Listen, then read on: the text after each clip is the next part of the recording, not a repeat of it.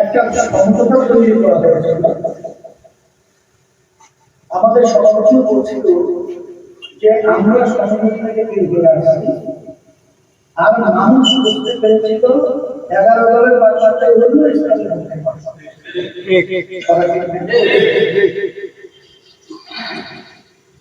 এই কথাটা বললেন আমাদের উপদেষ্টা কথাটা এভাবে বলছেন যে অনেক লোক নামুদার কারণে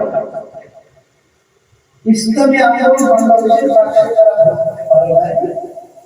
অনেকাংশে 11 লোকের সেই সাধারণ যারা আমাদের দলের তাদের তো অসুবিধা যদি তাদের ভোটার অসুবিধা না হয় তাহলে এই জাতীয় নির্বাচনের মধ্যে সে মুজাহিদ কমিটির দায়িত্ব বা মুজাহিদ কমিটির দাবি করবে ইসলামী আন্দোলনের সমস্ত সমাজ সংগঠন যে পর্যায়ে সে দায়িত্ব পালন করে থাকবে, তারা যদি জাতীয় নির্বাচনে চুপ করেছে অথবা তলে তলে অন্তর্প্রান্তিক কাজ করছে অথবা প্রত্যাশা করে কাজ করছে, এরা কিন্তু এই চরমনায় মানে পরিচয় কোন সংগঠনের সাথে কমিটিতে সদস্য পদেও থাকতে পারবে।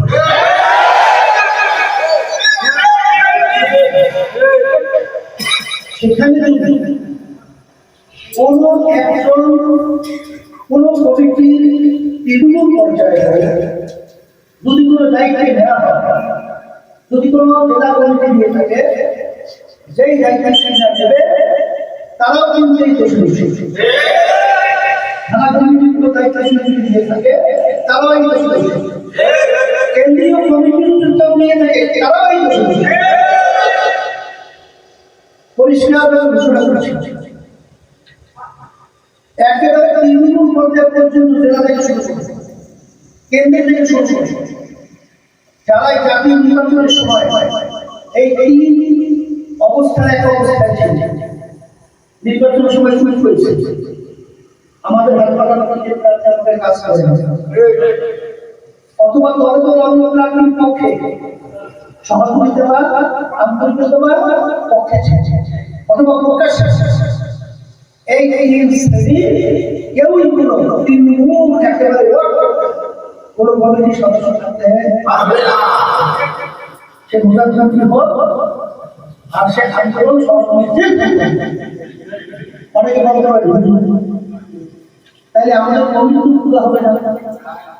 কথা বলেন, আমি সেখানে পরিষ্কার করছি আমাদের কমিটি যদি 5 জন যদি নিজের সদস্য আমরা চাই এই দিনে সেই পার্টি দিয়ে করতে পারবে। যদি কোনো ওয়ার্ড থানায় একজন না তাহলে ওয়ার্ড থানা সম্পূর্ণ খালি খালি তারপর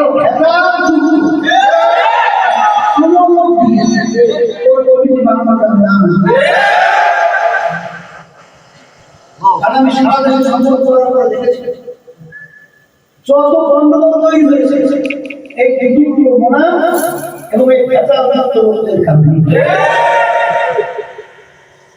এই জন্য কত বেশি সমাজে কোনো প্রয়োজন নেই। আর আপনারা দেখেছেন আপনাদের বলতে যারা এই নিয়মে চলতে পারবে চলতে চলতে পারবে না চলতে এসে এই